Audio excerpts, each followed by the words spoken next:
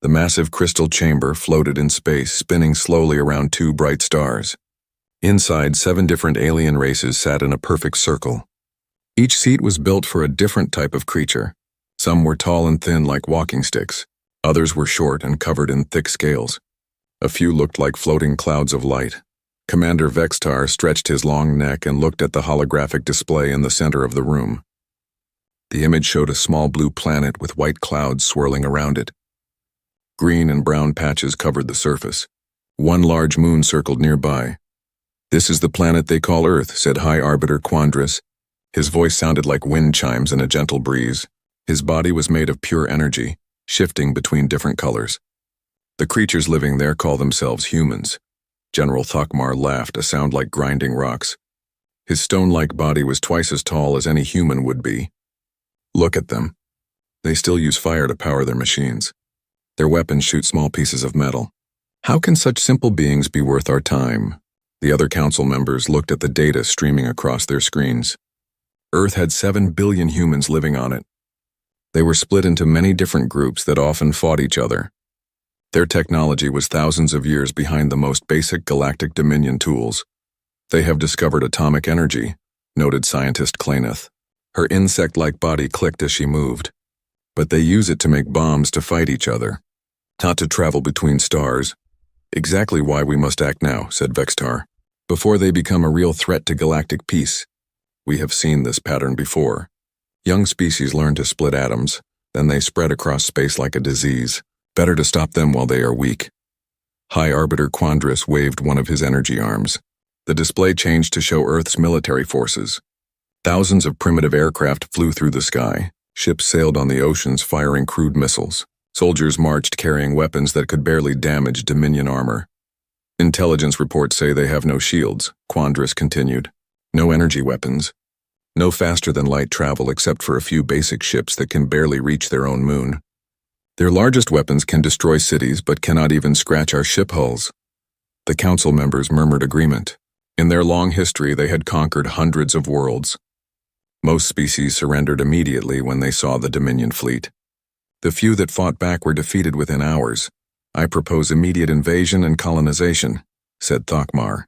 "My battle fleets can have this Earth under control in less than 3 of their days. The humans will make good workers once they understand their place." One by one, each council member cast their vote. The result appeared in glowing numbers above the display. 847 votes for invasion, 0 against. "It is decided," announced Quandris. "Earth will be brought into the Dominion.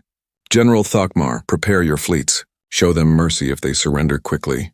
If they resist..." He let his words trail off. "I understand, High Arbiter," Thokmar replied. "I will send 50,000 ships, more than enough to handle any resistance these humans might offer." While the council made their plans, far across the galaxy, Captain Kim Jae-ho sat in his small observation post on the edge of Earth's solar system. He was part of the Korean Space Force, one of Earth's newest military branches. His job was to watch for asteroids or other space dangers that might threaten Earth. For the past 3 days, his instruments had been picking up strange signals. They came from beyond the outer planets, from the deep darkness between stars. The signals were not natural. Something was out there, something that used technology. Jae-ho called his commanding officer on Earth. "Admiral Lee Dong-wook, sir. I am detecting artificial signals from outside our solar system. The patterns are too complex to be natural phenomena." Admiral Lee was in his office in Seoul, looking over reports from around the world. Earth's military had been preparing for the possibility of alien contact for decades. Most people thought it was impossible, but a few leaders took it seriously. "Send me all the data you have," Lee ordered. "I will contact Dr. Park So-young at the Xenobiology Institute. If these signals are from aliens, she will know what to do." Dr. Park worked in a small laboratory filled with computers and radio telescopes. She had spent her whole career studying the possibility of alien life. When the data from Captain Jae-ho arrived, she knew immediately that Earth was no longer alone. The signals were mathematical patterns mixed with what looked like star charts. Whoever sent them knew about physics and astronomy. More importantly, the signals were getting stronger. Whatever was sending them was getting closer to Earth. Park called an emergency meeting with Earth's top scientists and military leaders. Representatives from every country gathered in a secure conference room beneath the United Nations building in New York. The signals are definitely from an intelligent source, Park explained to the assembled group. Based on the increasing signal strength, I estimate they will reach our solar system within 72 hours. General Miller from the United States asked, "Are they trying to communicate with us?" "I do not think so," Park replied. "These signals look more like military communications. They are coordinating movement of multiple objects through space. I believe we are about to be visited by an alien military force." The room fell silent. Every person there understood what this meant. Humanity was about to face the greatest challenge in its history. They had always wondered if aliens existed. Now they would find out if humanity could survive meeting them. Admiral Lee stood up. "We must prepare for the worst while hoping for the best. All military forces will be placed on highest alert. Dr. Park, continue monitoring these signals. Tell us everything you can learn about who is coming and what they want." As the meeting ended, Captain J-Ho sent another urgent message from his outpost. "Sir, I am now detecting multiple large objects entering the outer edge of our solar system. They are moving faster than anything we have ever built. Estimated arrival at Earth orbit in 48 hours. The vote had been cast. The Galactic Dominion's war fleet was coming to Earth, confident in their easy victory. They expected humans to surrender without a fight, like so many species before them. But they did not understand humans. They did not know that humans had been fighting wars for thousands of years. They did not know that humans never surrendered easily, especially when fighting for their home world. The greatest battle in galactic history was about to begin. The alien fleet appeared near Mars like a dark cloud blocking out the stars. 50,000 ships of every size and shape moved in perfect formation. The smallest vessels were twice as large as Earth's biggest battleships. The command ships were massive cities floating through space. Captain Kim Jae-ho watched his instruments go crazy as the alien fleet approached.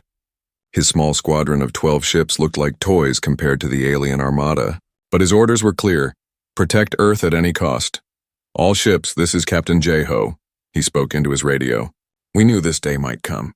Today we find out what humans are really made of." The other 11 ship captains responded one by one. Captain Oh Seung-hwan commanded a fast attack ship filled with missiles. Captain Song Mi-young led a heavy cruiser with the biggest guns Earth could build. The rest of the squadron was made up of smaller patrol ships, each carrying a crew of 20 to 30 people. "Incoming. Transmission from the alien fleet," reported Lieutenant Park Jun-ho from the communications station. The main screen flickered and showed the face of Fleet Admiral Mordak. He looked like a giant lizard with golden scales and 4 arms. His voice was deep and threatening. "I am Fleet Admiral Mordak of the Galactic Dominion. Your primitive world has been chosen for immediate colonization. Surrender now and your deaths will be quick. Resist, and we will make your species suffer before we destroy you." Captain Jae-ho stood up and faced the screen. "I am Captain Kim Jae-ho of the United Earth Defense Force. You have entered sovereign Earth space without permission. Leave immediately or face the consequences." Mordak stared at the human for a moment, then began laughing. The sound was like a roaring engine. "You dare threaten me? Your 12 tiny ships against my 50,000? Your species must be even more stupid than our report suggested." "Maybe we are stupid," Jae-ho replied calmly, "but we are also stubborn. Last warning, leave our space or we will make you leave." Mordak's laughter stopped. "Destroy them. Let the people of Earth see what happens to those who defy the Dominion." The alien fleet moved forward. Energy weapons began charging with a sound like thunder.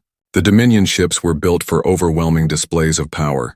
Their strategy was always the same: show massive force, demand surrender, then occupy the defeated world. But Captain Jae-ho had studied every piece of alien technology that Dr. Park So-young had analyzed. Earth scientists had worked day and night to find weaknesses in alien ship designs. They discovered that Dominion shields operated on specific frequency patterns. If you could match those frequencies, the shields became useless. "All ships execute pattern Alpha," Jae-ho ordered. The 12 Earth ships suddenly scattered in different directions. Instead of forming a battle line like civilized military forces, they spread out randomly. Some ships flew straight at the aliens. Others curved around in wide circles. 2 ships actually flew away from the battle, only to turn around and attack from behind. Engineer Choi Min-ho had worked for 3 days without sleep to modify their weapons. Earth missiles now carried frequency generators that could disrupt alien shields. The modifications were crude and dangerous. Half the missiles would probably explode in their launch tubes, but the other half might actually damage alien ships. "Fire everything," Jae-ho shouted. Hundreds of modified missiles streaked toward the alien fleet. Most exploded harmlessly against Dominion shields. But some missiles found the right frequency and punched through. Explosions blossomed across the hulls of 3 massive alien dreadnoughts. Admiral Mordak watched in shock as his ships took damage. "How is this possible? Their weapons should not be able to penetrate our shields." "Sir, they are using some kind of frequency modulation," reported his science officer. "Their missiles are changing frequency patterns randomly until they find a match." "Impossible! No primitive species has ever discovered shield harmonics." But the evidence was right in front of him. 3 of his most powerful ships were venting atmosphere and spinning out of control.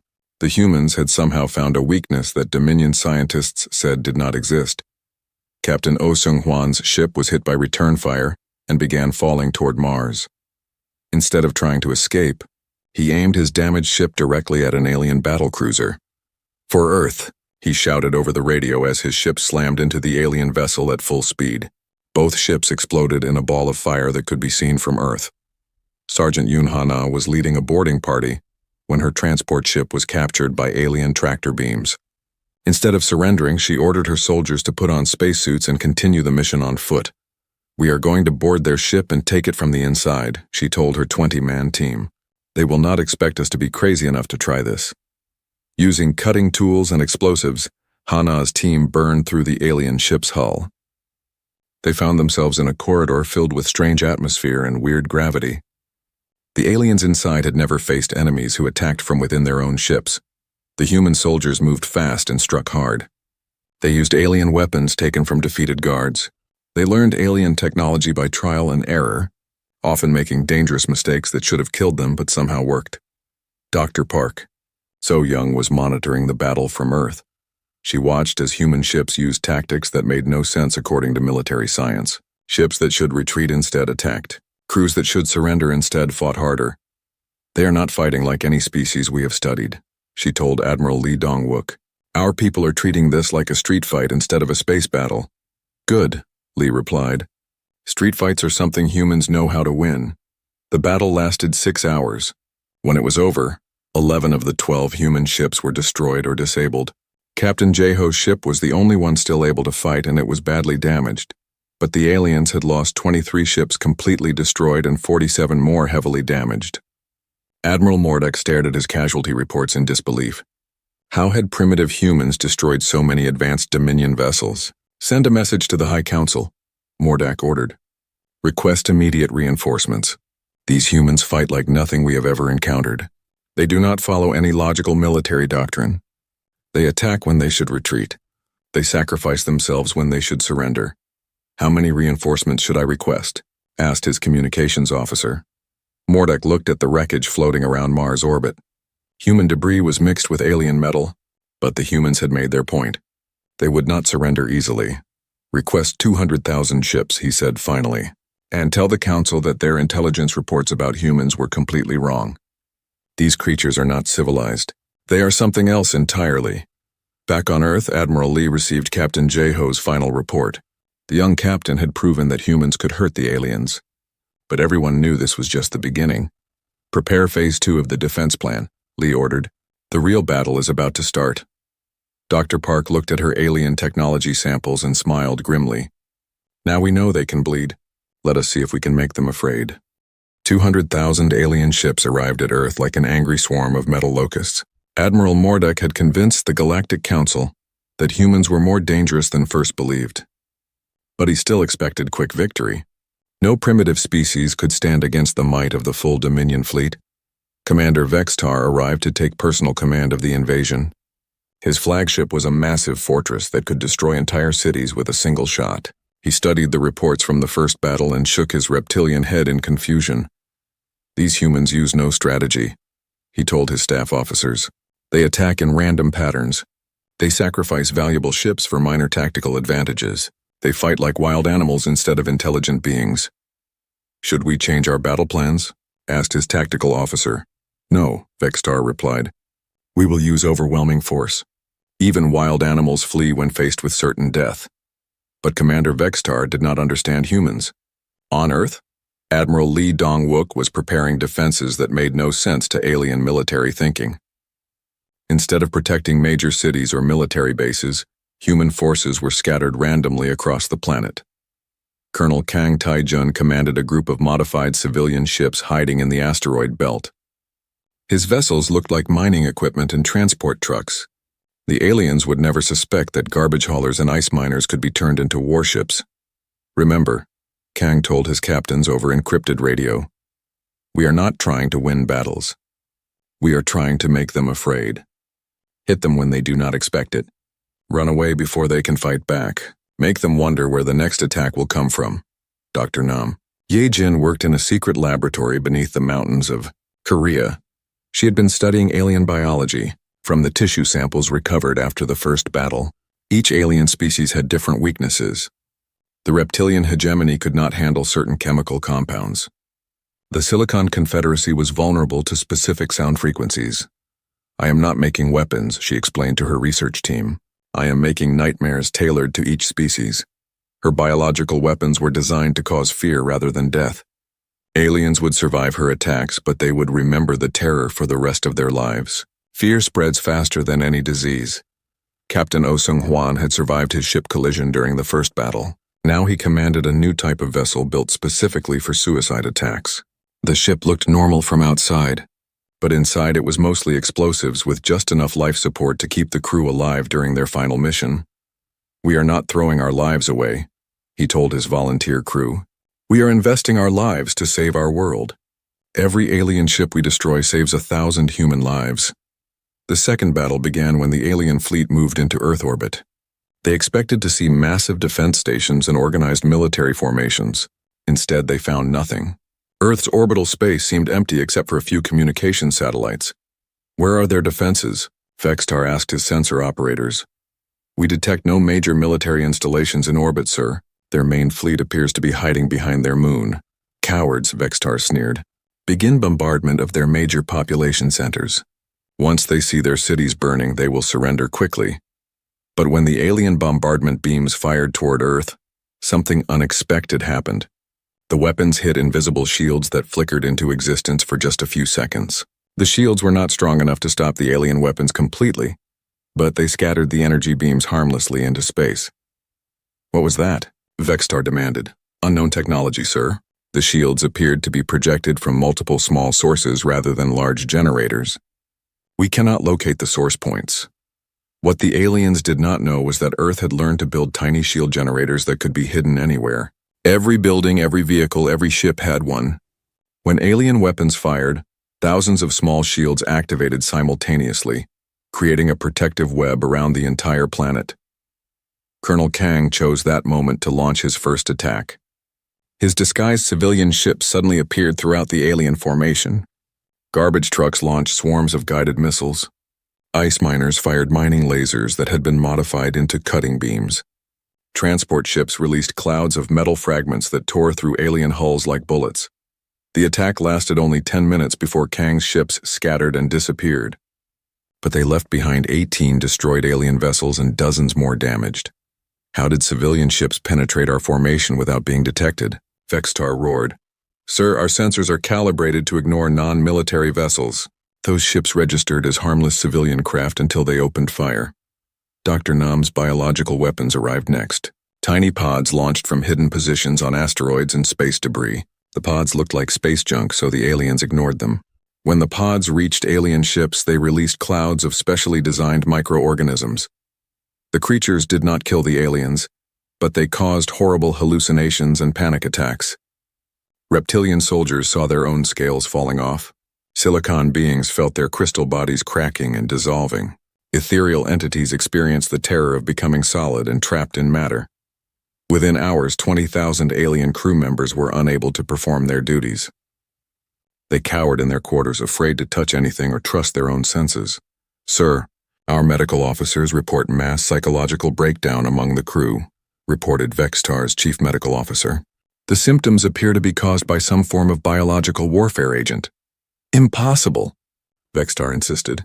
Humans do not have the technology for interspecies biological weapons. But the evidence was undeniable. Human scientists had somehow created weapons that attacked the mind rather than the body. It was a form of warfare that no civilized species had ever considered. The worst surprise came when Captain O launched his suicide ships. The aliens expected kamikazes to fly straight at their targets. Instead, O's ships pretended to be damaged vessels drifting helplessly through space. When alien rescue ships tried to capture the disabled human vessels, O's crews waited until the aliens brought them inside their own ships. Then they detonated their massive explosive charges from within the alien hulls.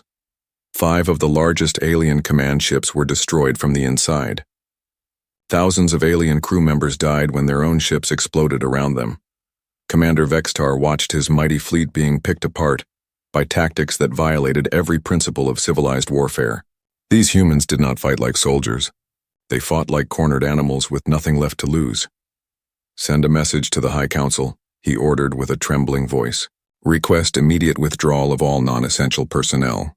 These humans are not a primitive species. They are something far more dangerous." "What should I tell the Council they are?" asked his communications officer. Vextar looked at the report streaming across his screens.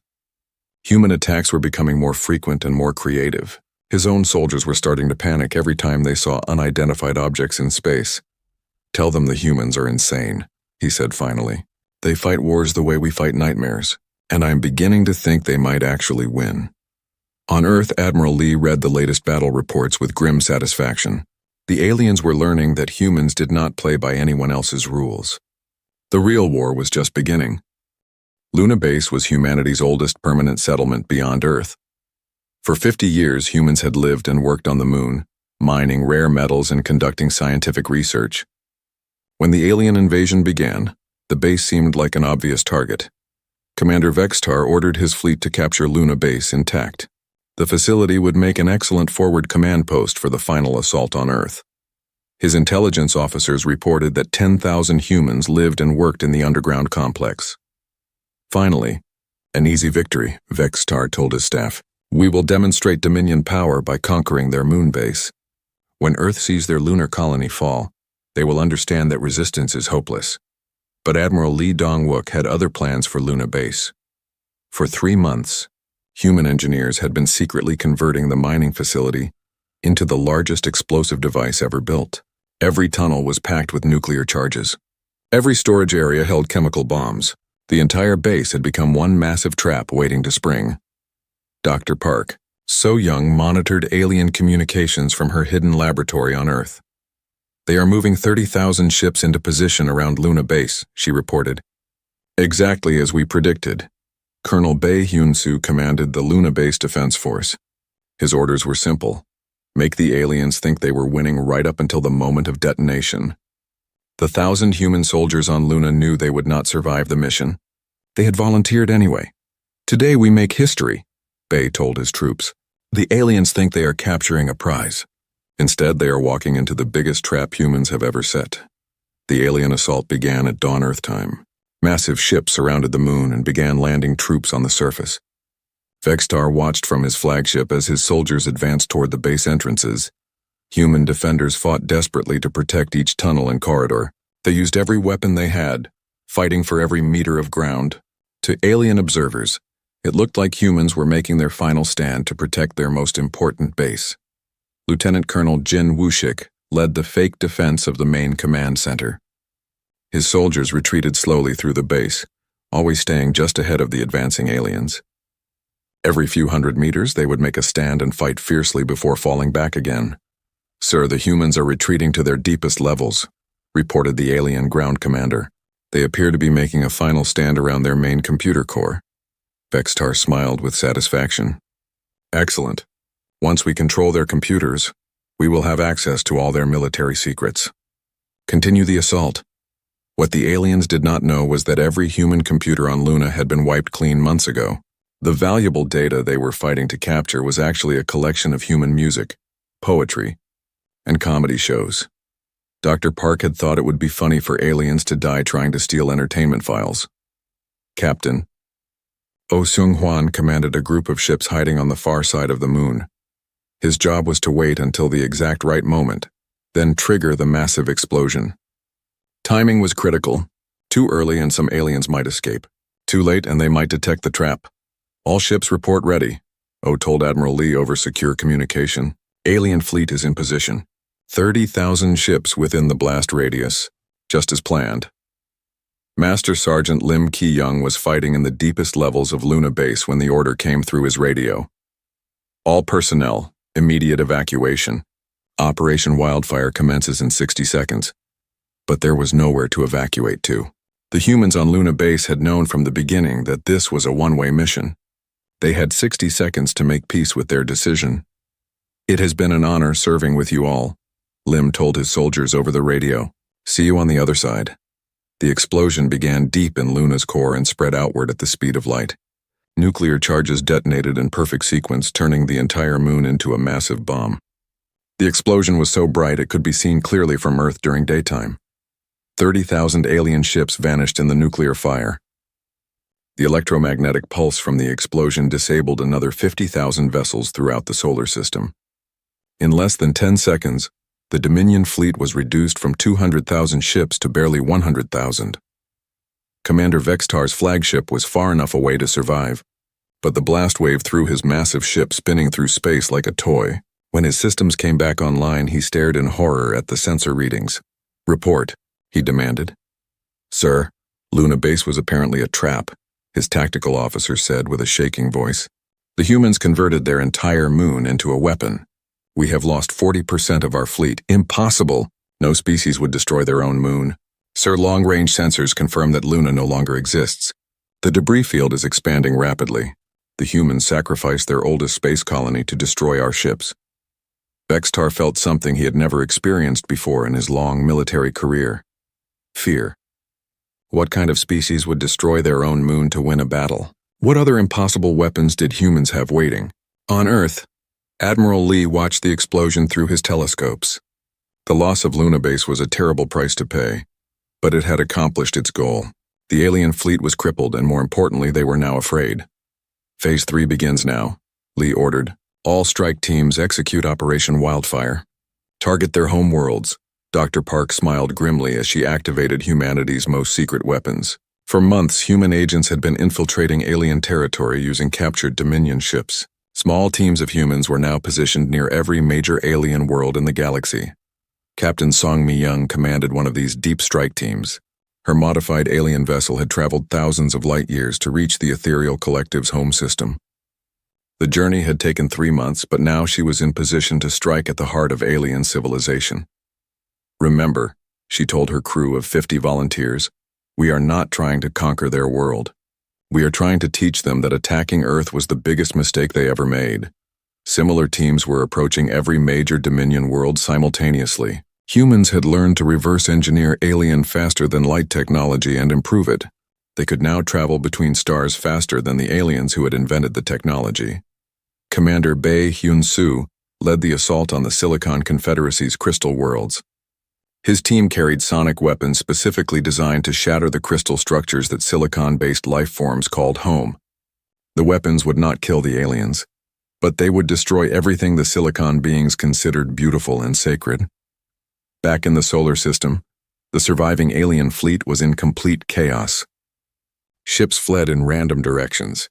Commanders issued contradictory orders. Some vessels tried to continue the attack on Earth while others prepared to retreat to safe distance. Sir, we are receiving surrender requests from 17 different ship commanders, reported Vexitar's communications officer. They are requesting permission to withdraw from the combat zone. Vextar wanted to grant those requests. Every instinct told him to flee while he still could. But he knew the High Council would execute him if he returned home defeated by a primitive species. Denied, he said finally. All ships will continue the assault. We will not be defeated by humans. But deep down, Vextar knew the truth. They were not fighting humans anymore.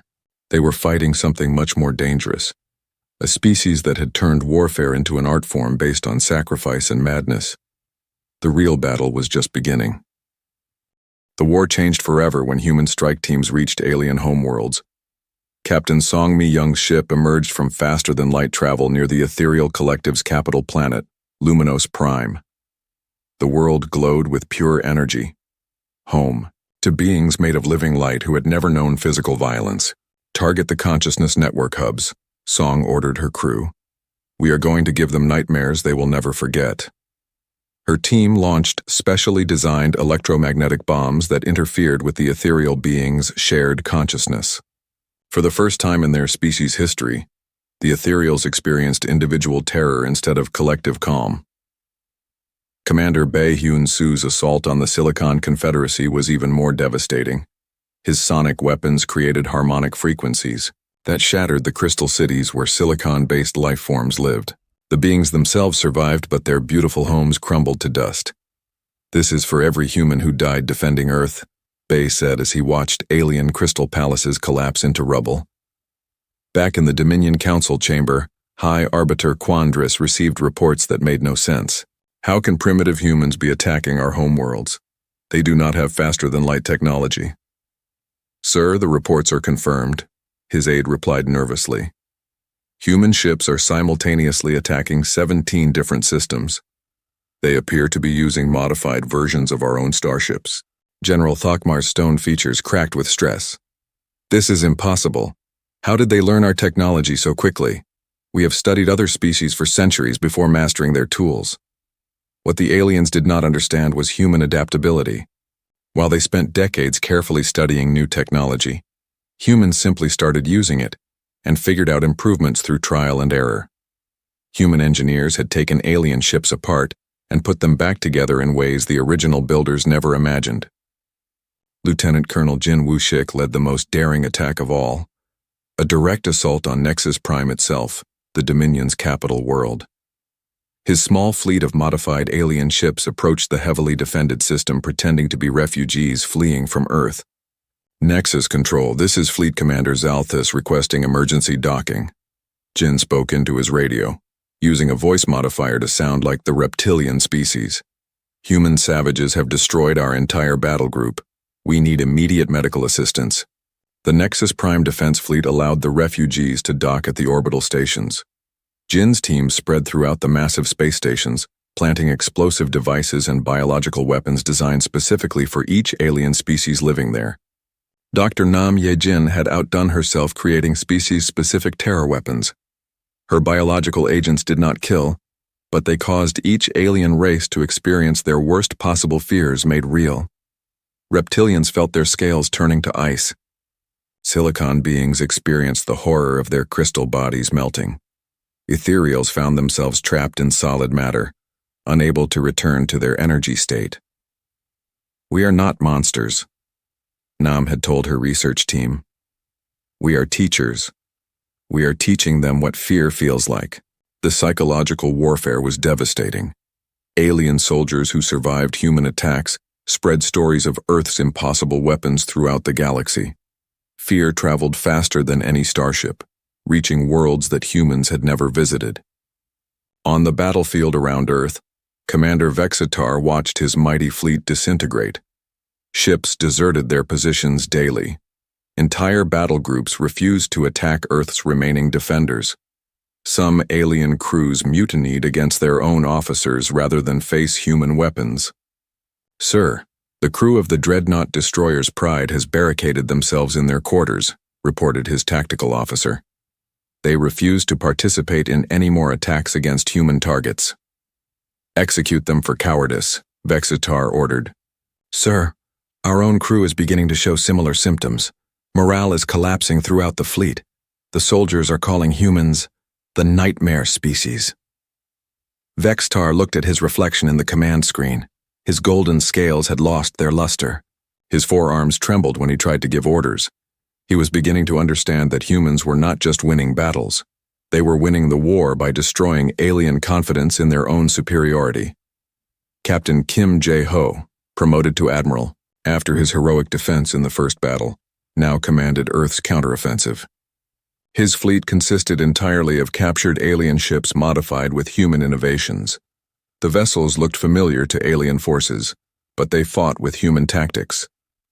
All ships, remember the plan. Jeho broadcast to his captains. We are not trying to destroy their fleet. We are trying to make them destroy themselves. Human ships attacked alien formations using psychological warfare techniques. They would strike quickly, then retreat while broadcasting recordings of alien soldiers screaming in terror.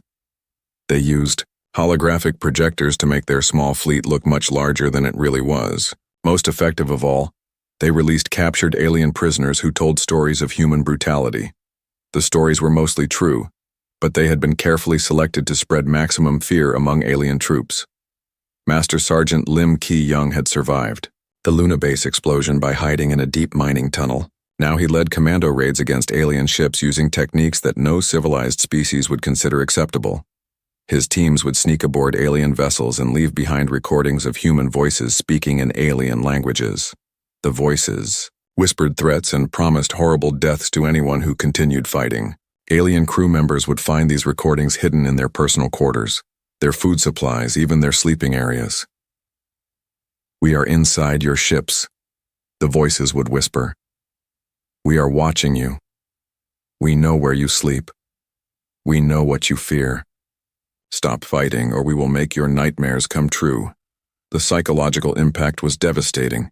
Alien soldiers began seeing humans everywhere even when no humans were present. They jumped at shadows and fired their weapons at imaginary threats. Many ships had to be withdrawn from combat because their crews were too frightened to function. Dr. Park So-young monitored alien communications and discovered something wonderful. The aliens were starting to fight each other. Different species within the Dominion began blaming each other for the failed invasion. "The reptilians say the Silicon beings provided faulty intelligence about human capabilities," she reported to Admiral Lee. "The ethereals claim the insect species sabotaged the invasion fleet. They are losing trust in each other." "Good," Lee replied. "A divided enemy is a defeated enemy." The final blow came when human strike teams simultaneously broadcast a message to every alien homeworld in the galaxy. The message was simple but terrifying. "We are humans. You voted to invade our world and kill our people. Now you will learn what it means to fight a species that never surrenders. We have studied your weaknesses. We have infiltrated your homes. We are coming for all of you. You can surrender now, or we will teach your children what it feels like to be afraid." The broadcast was accompanied by footage of human attacks on alien worlds. The images showed crystal cities crumbling, energy beings screaming in terror, and proud warrior species cowering in fear of human weapons. Within hours, the Galactic Dominion Council received surrender offers from over 300 member worlds. Entire sectors declared their independence from Dominion rule rather than face human retaliation. High Arbiter Quandris called an emergency council session. "We must end this war immediately," he declared. "The humans are not just defeating our military. They are destroying our entire civilization through fear." "I agree," said General Thokmar, his stone body cracked and weathered by stress. "These humans fight without honor or mercy. They use weapons we never imagined. They think like predators instead of soldiers." Commander Vextar appeared on the Council's communication screen from his flagship orbiting Earth. His once proud appearance was broken and defeated. "I recommend immediate withdrawal and negotiation," he said in a quiet voice. "We cannot win this war. The humans have turned our own strength against us. Every day we continue fighting, they grow stronger while we grow weaker." The vote was unanimous, 847-0 in favor of immediate ceasefire and surrender negotiations.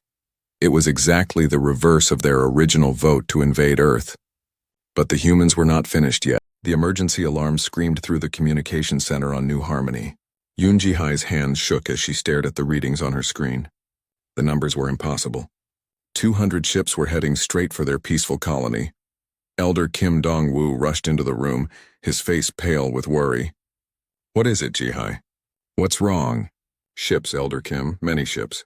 They're not from the Confederation." Ji-hai pointed at her screen. "They're coming fast. They'll be here in 3 days." Kim Dong-woo felt his heart sink. New Harmony was a farming colony on the edge of known space. They had no weapons, no military ships, just families who wanted to grow food and live in peace.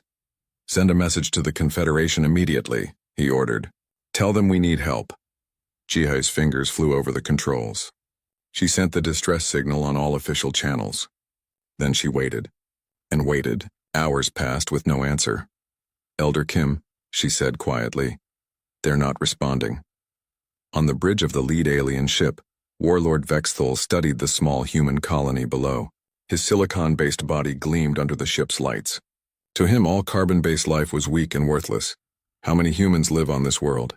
He asked his second-in-command. 50,000, Warlord. They have no military forces. No weapons of any importance. Vexthul smiled, showing crystal teeth. Perfect. We will give them 3 days to leave. Then we will take their world and strip it clean. Back on New Harmony, panic spread through the colony. Parents held their children close. Farmers looked up at the sky, knowing death was coming from the stars. Kim Dong-woo called another emergency meeting. The Confederation isn't coming, he told the frightened colonists. They say our sector isn't important enough to defend. Angry voices filled the room. People shouted questions that had no good answers. How could they fight? Where could they run? Their ships were too slow and too few to save everyone. Young Lee Min-soo, Kim's son, stood up. What if we try to contact someone else? Anyone who might help? Who would come? Asked Mrs. Park, holding her baby. If the Confederation won't help us, who will? Ji-hai had been working on the communications equipment all day. I've been thinking, she said. What if we boost our signal? Make it stronger than ever before? How? Kim Dong-woo asked. I can connect all our farming equipment to the main transmitter. Every piece of electronic equipment on the planet. It might work. It was a desperate plan. Ji-hai and Min-soo worked through the night, connecting cables and rerouting power. Other colonists helped however they could. They took apart tractors, mining equipment, even children's toys that had electronic parts. By morning, they had built something that was part desperation and part miracle. A transmitter powerful enough to reach far beyond their small corner of space. Testing, Ji-hai spoke into the microphone. This is New Harmony Colony in the Kepler 442 system. We are under attack. 50,000 civilians need immediate help. Please, if anyone can hear this, we have children here. We need help. The message went out on every frequency they could manage. It traveled through space at the speed of light, carrying the fear and hope of an entire world, 15 light-years away. Captain Lee Tae-min was reviewing supply reports on his ship, Thunder's Wrath. It was boring work, but someone had to do it. His ship was on routine patrol, checking trade routes and looking for pirates.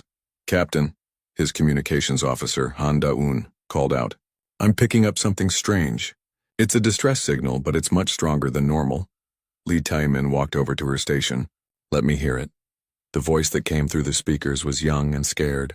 A girl asking for help, begging for someone to save her people. Where's it coming from? Lee Tae-min asked. Kepler 442 system. That's way out on the rim, sir. About 15 light-years from here. Lee Tae-min frowned. Any Confederation forces in that area? Han Da-un checked her records. No, sir. The Confederation pulled out of that sector 6 months ago, said it wasn't worth defending. On the bridge, the other officers gathered around. Commander Jang Hyun-woo looked at the star charts. Sir, if there's trouble in that system, it's not really our problem. We're just a single ship. How many people did she say? Lee Tae-min asked. 50,000, sir, including children. Lee Tae-min closed his eyes. He thought about his own family back on Earth. His daughter was about the same age as the girl on the radio. Sir? Jang Hyun-woo asked. What are your orders? Lee Tae-min looked at his crew. Good people, all of them. They had signed up to protect humanity, not just the parts that some politicians thought were important. Plot a course for Kepler 442, he said quietly. Sir, we have no orders to go there. If we leave our patrol route without permission, there could be serious trouble. Commander Jang, did you hear that message? Yes, sir, I did. Then you know what we have to do. Lee Tae-min's voice grew stronger. We don't abandon our own. Not ever. The crew looked at each other. They all knew what this meant. They could be court-martialed for leaving their assigned patrol. They could lose their careers. But they also knew their captain was right. All hands prepare for jump to hyperspace, Lee Tae-min announced over the ship's speakers.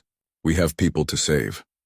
Thunder's Wrath turned toward the Kepler 442 system and engaged its faster-than-light drive.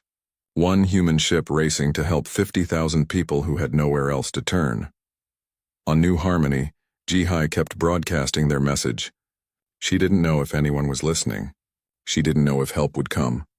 But she kept talking into the darkness, hoping that somewhere, someone cared enough to answer. The alien ships grew closer with each hour. Soon Warlord Vexthal would make his demand. Leave or die.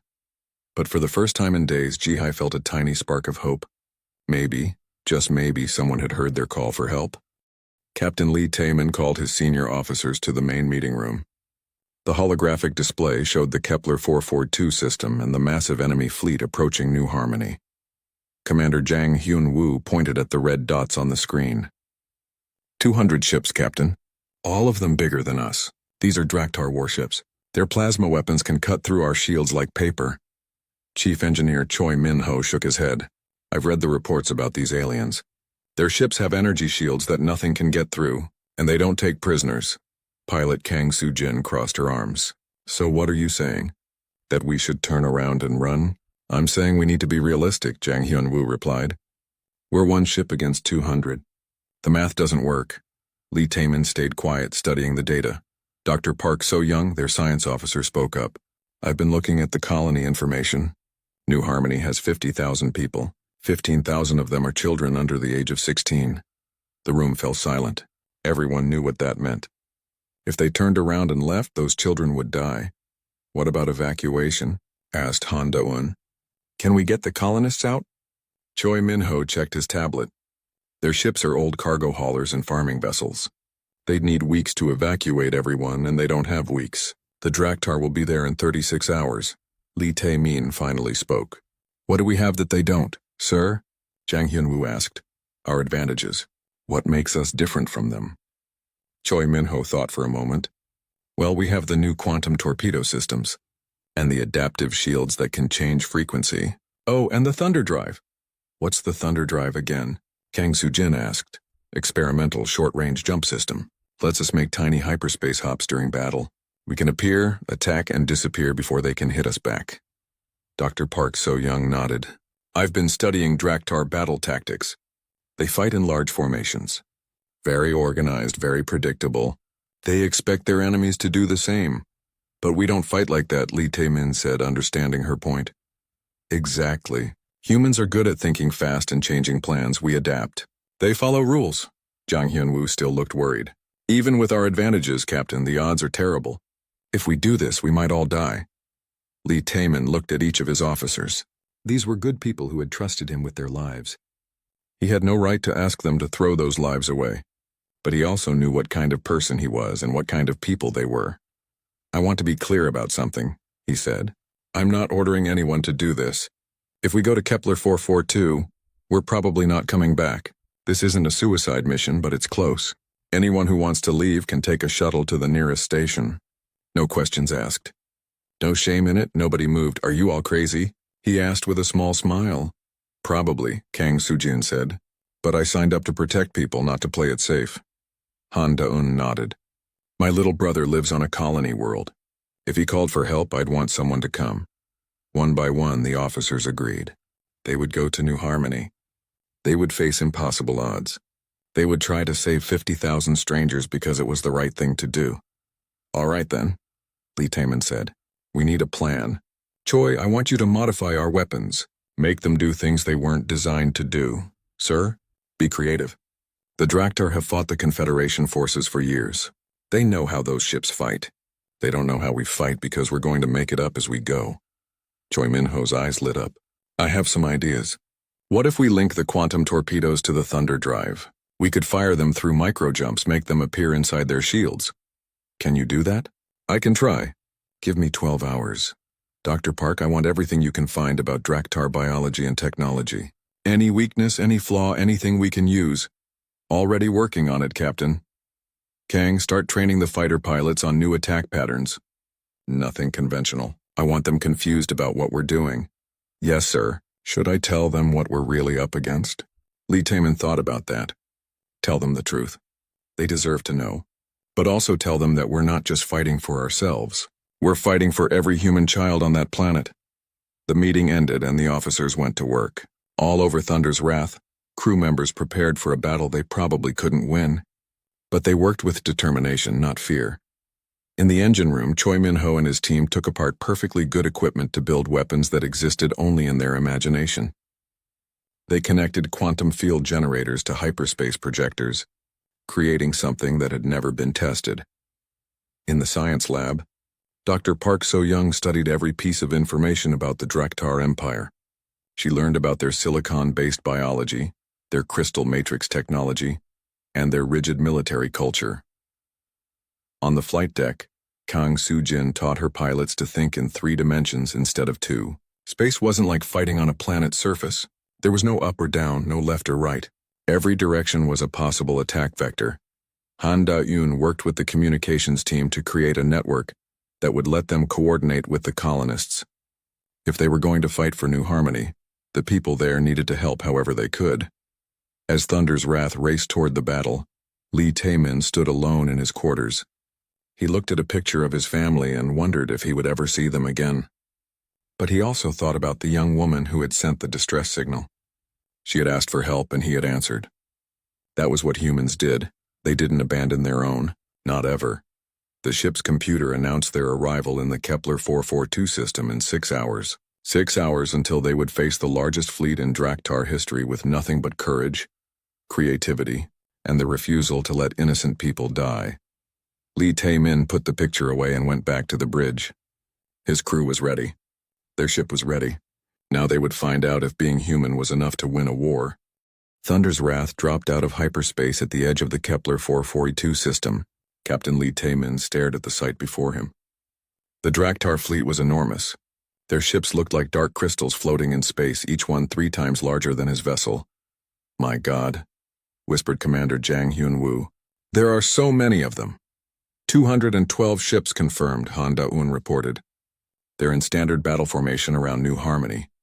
Lee Tae-min activated the communication system. New Harmony Colony, this is Captain Lee Tae-min of the Earthship Thunder's Wrath. We received your distress signal. The response came immediately. It was the same young voice from the recording, but now it was filled with disbelief and hope. Captain Lee, you actually came? Oh, thank you so much. What's your name, miss? Yoon Ji-hee, sir. I'm the one who sent the signal. Well done, Ji-hai. Now listen carefully. We're going to help you, but we need your people to help us. Can you connect me with your leader? A new voice came through the speakers. This is Elder Kim Dong-woo. Captain, I don't know how to thank you, but you must understand. There are over 200 enemy ships. You're just one ship. Sometimes one ship is enough, Lee Tae-min said. Elder Kim, I need you to organize your people. We're going to use your farming equipment to help us fight. Our farming equipment? But how? Dr. Park So-young took over the communication. Elder Kim, this is Dr. Park. Your tractors, mining machines, and heavy equipment all have metal in them. We can use them to confuse the enemy sensors and create false targets. On the planet below, Kim Dong-woo was confused but hopeful. His son Lee Min-soo was already thinking about the possibilities. Father, if we spread our equipment across the surface and power them up, it might look like we have weapons we don't have. Meanwhile, on the Draktar flagship, Warlord Vexthul was studying the human ship. It was so small compared to his mighty fleet. How could one tiny vessel dare to challenge him?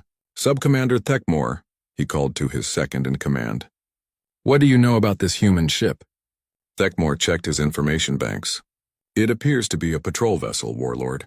Lightly armed, designed for reconnaissance. No match for even our smallest warship. Then why is it here? Humans are supposed to be practical. This makes no sense. Perhaps they are here to negotiate our surrender terms. Vexthul laughed, a sound like breaking glass. Send them a message. Tell them they have 1 hour to leave our space or we will destroy them along with the planet. The message reached Thunder's Wrath a few minutes later. Lee Tae-min listened to the alien's demands, then smiled grimly. Han Da-eun, open a channel to the Draktar flagship. Channel open, sir. This is Captain Lee Tae-min to the Draktar fleet. You are threatening innocent civilians. Leave this system immediately or we will remove you by force. The silence that followed was broken by alien laughter. Vexthul couldn't believe what he had heard. One small ship threatening his entire fleet? Human, you must be insane. We have 200 ships. You have one. Yes, Lee Tae-min replied calmly. But we have something you don't. What is that? We're human. The communication ended. On both sides, final preparations began. Chief Engineer Choi Min-ho reported to the bridge. Captain, the weapon modifications are complete. We have quantum torpedoes that can phase shift through their shields, and I've connected the thunder drive to our targeting system. What does that mean? Asked Kang Soo-jin. It means we can appear anywhere in space, fire our weapons, and disappear before they can hit us back. Like a ghost that can fight. Dr. Park So-young had more good news. I found something in the Draktar biological data. They're silicon-based, which means specific sound frequencies can disrupt their nervous systems. If we can generate the right harmonic patterns, we can turn their own technology against them, Lee Taemin finished. Excellent work, everyone. On New Harmony, the colonists worked frantically to prepare for battle. Lee Min-soo had organized teams to spread equipment across the planet's surface. Every tractor, every mining drill, every piece of electronic equipment was positioned to create sensor signatures that might confuse the enemy. Ji-hai worked with her brother Yoon Sang-woo to create a planet-wide communication network. They connected every radio, every computer, every communication device on New Harmony into one big system. This is amazing, Ji-hai, Sang-woo said as they finished the connections. We can see everything happening in space and relay it to the human ship. Elder Kim Dong-woo watched his people work together. Farmers and engineers, teachers and mechanics all working as one team to defend their home. He felt proud of them, and grateful to the humans who had come to help. The Draktar fleet began to move into attack position. Their formations were perfect, like a textbook example of how space fleets should fight. Warlord Vexthul was confident. This would be over quickly. Then Thunder's wrath simply vanished. Where did it go? Thekmor demanded. Before anyone could answer, the human ship appeared directly above the Draktar flagship. At point-blank range, it fired every weapon it had, then disappeared again. Vexthul's ship shook under the impact. Damage reports flooded in. The humans had actually hurt them. Find them! Vexthul roared. All ships, spread out and find that ship. But Thunder's wrath was already gone, appearing on the far side of the fleet. This time it attacked 3 ships at once, using some kind of energy beam that chained from one target to another. Then it vanished again. This is impossible, Thekmor said. Ships can't jump such short distances. Hyperspace doesn't work that way. Apparently human ships do work that way. Vexthul replied grimly. The battle had begun. 1 human ship against 200 alien warships. But for the first time in his career, Warlord Vexthul wasn't certain he would win. These humans didn't fight like any enemy he had ever faced. They appeared, struck, and vanished like phantoms. They used tactics that made no sense, weapons that shouldn't exist, and a determination that seemed to defy logic itself. The art of war, as humans understood it, was about to teach the Draktar Empire a lesson they would never forget. The space around New Harmony had become a storm of light and death. Thunder's wrath appeared and disappeared like a deadly ghost, striking the Draktar fleet from impossible angles.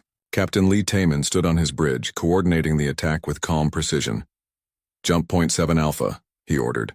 Fire quantum torpedoes, then immediate withdrawal. The ship vanished and reappeared behind a group of enemy cruisers. Choi Min-ho's modified weapons phased right through their shields and exploded inside their hulls. 3 alien ships died in bright flashes before Thunder's wrath disappeared again. Incredible, Han De-yoon called out. The colonists are reporting 17 enemy ships destroyed, 23 damaged. But the victory came with a price. Alarms sounded throughout the ship. Hull breach on Deck 4, reported Sergeant Oh Kyung-soo from the Marine section. The thunder drive is overheating. We can't keep this up much longer. Chief Engineer Choi Min-ho wiped sweat from his forehead. Captain, I'm pushing the engines beyond their limits. The quantum field generators are starting to fail. On New Harmony, Ji-hai and her brother Sang-woo watched the battle through their improvised sensor network. The human ship was fighting like nothing they had ever seen, but it was taking damage. Look at this, Sang-woo pointed at his screen. The big alien ships are changing formation. They're trying to surround the human ship. Ji-hai opened her communication channel. Thunder's wrath, this is Ji-hai. The enemy fleet is moving into a cage pattern. They want to trap you. Lee Taemin's voice came back immediately. Thank you, Ji-hai, we see it. Tell your people to get ready for Phase 2. What's Phase 2? She asked. You'll know when you see it. On the Draktar flagship, Warlord Vexthul was furious. His perfect fleet formation was in ruins. The human ship kept appearing where it wasn't supposed to be, doing things that should have been impossible. Sub-Commander Thekmore, how many ships have we lost? 21 destroyed, 34 damaged, Warlord. But we're learning their patterns. They can't keep jumping forever. Vexthul studied the tactical display. Begin orbital bombardment of the planet. If we can't catch this ship, we'll force it to come to us. The largest Draktar ships turned their massive weapons toward New Harmony. Energy beams began raining down from space, turning forests into fire and farmland into glass. On the planet's surface, Elder Kim Dong-woo watched his world burning. "Captain Lee," he called desperately, "they're destroying everything." Lee Taemin faced the hardest decision of his life. He could continue hit-and-run attacks, but the planet would be destroyed while he fought. Or he could move to protect New Harmony directly, which would make Thunder's Wrath an easy target. "All hands prepare for defensive pattern Omega," he announced. "We're going to shield the planet." Thunder's Wrath appeared directly above New Harmony's main city, spreading its shield generators to protect the people below. But this meant the ship couldn't jump away. It was trapped, taking the full force of the alien attack. Explosions rocked the ship. The lights flickered. Damage reports flooded in from every section. "Shields at 30%, Jang Hyun-woo reported. "Hull breaches on 6 decks, Oh Kyung-soo added. Dr. Park So-young looked up from her science station. "Captain, I have an idea. The harmonic frequency I discovered. What if we broadcast it through the planet's communication network?" "What would that do?" "It might disrupt the Draktar nervous systems. Make them sick, confused. Buy us time." "Do it." Dr. Park worked frantically with Ji-hai on the planet below. They connected the harmonic generator to every radio tower, every communication dish, every electronic device on New Harmony. "Broadcasting now," Ji-hai reported. The effect was immediate. On Draktar ships throughout the fleet, silicon-based aliens began writhing in pain. The specific frequency attacked their neural networks like a virus, making it impossible to think clearly or coordinate their attacks. But the victory was short-lived. Warlord Vexthul, protected in his shielded command center, ordered his ships to retreat beyond the harmonic field's range and continue bombardment from a distance. Thunder's Wrath was badly damaged and couldn't pursue. Lee Taemin looked at his crew, these brave people who had followed him into certain death to save strangers. "Sir," Han Da-eun said quietly, "I'm receiving a priority communication from Earth Fleet Command. Put it through." The face of Admiral Pak Young-jae appeared on the main screen. "Captain Lee, what the hell do you think you're doing?" "Saving lives, sir. You abandoned your patrol route without orders. You've engaged an enemy fleet without authorization. This is grounds for court-martial." Lee Taemin stood straight despite his exhaustion. "Admiral, 50,000 civilians called for help." We answered. "If that's wrong, then I'll face the consequences." Admiral Pak was quiet for a moment. Behind him, other officers whispered urgently. Finally, he spoke again. "Captain Lee, your actions have created a political crisis. The Confederation is demanding we withdraw and apologize to the Draktar Empire. And what is Earth's response to that demand?" The Admiral almost smiled. "Earth's response, Captain, is currently traveling toward your position at maximum speed. Try to stay alive for another 6 hours." The communication ended. Lee Taemin looked at his crew with new hope. "You heard the Admiral. Help is coming. We just need to hold out a little longer." But the Draktar weren't finished. As Thunder's Wrath struggled to repair its systems, enemy sensors detected new hyperspace signatures approaching the system. "More ships coming," Thekmore reported. 37 vessels. They're Draktar." Warlord Kethzan's fleet arrived in perfect formation. Kethzan was Vexthul's greatest rival, and he had come to claim the victory that Vexthul couldn't achieve alone. "Brother Vexthul," came the mocking communication. "I heard you needed help with one small human ship." Vexthul's rage burned like plasma. "This is my conquest, Kethzan. Take your ships and leave. The High Command sent me to ensure success. Now we have over 250 ships. Even the humans cannot fight those odds." On New Harmony, Ji-hai watched the new alien ships arrive and felt her heart sink. "Captain Lee, there are more of them now. So many more." Lee Taemin's voice came back, calm and determined as ever. "Ji-hai, I want you to remember something. We came here because someone called for help. We stayed because it was right. And now we're going to finish this because that's what humans do." Thunder's Wrath rose from its protective position above the planet. The ship was damaged, her crew was exhausted, but they weren't defeated. Not while there were people counting on them to fight. The real battle was about to begin. And somewhere in hyperspace, Earth's answer to the crisis was racing toward new harmony at the speed of light. Thunder had been unleashed. Now it was time to see what happened when Thunder called its brothers home. Thunder's wrath was dying. Sparks flew from damaged control panels as Captain Lee Taemin prepared for what might be his final battle. The combined Draktar fleets had formed a perfect sphere around New Harmony, with over 250 ships ready to destroy anything that moved. "Captain," Chief Engineer Choi Min-ho reported, "the Thunder drive is completely offline. We have maybe 6 quantum torpedoes left and our shields are running on emergency power." Commander Jang Hyun-woo looked at the tactical display with grim determination. "If we're going to make a final attack, sir, now would be the time." "Before they get organized," Lee Taemin nodded. He opened a channel to the entire ship. "All hands, this is the captain. We came here to save innocent people. We've done our best and we've shown these aliens that humans don't abandon their own. If this is our last fight, then we'll make it count." On the planet below, Ji-hai watched through her sensors as Thunder's wrath began its final attack run toward the enemy flagship. She knew the brave humans who had answered her call were about to die, and tears ran down her face. "Thank you," she whispered into her microphone. "Thank you for coming." Warlord Vexthul smiled as he watched the damaged human ship approaching. "Finally, they will die with honor. All ships prepare to fire on my command." But before he could give the order, space itself seemed to tear open. The first ship to emerge from hyperspace was massive, 3 times larger than any Draktar vessel. The UES Righteous Fury led a fleet of 300 human warships into the Kepler 442 system. Their arrival created a storm of energy that lit up the darkness. "This is Fleet Admiral Shin Jae-wook of the Earth Deep Space Fleet," came the broadcast on all frequencies. "Any hostile forces in this system have 30 seconds to surrender or be destroyed." On Thunder's wrath, the crew stared in amazement.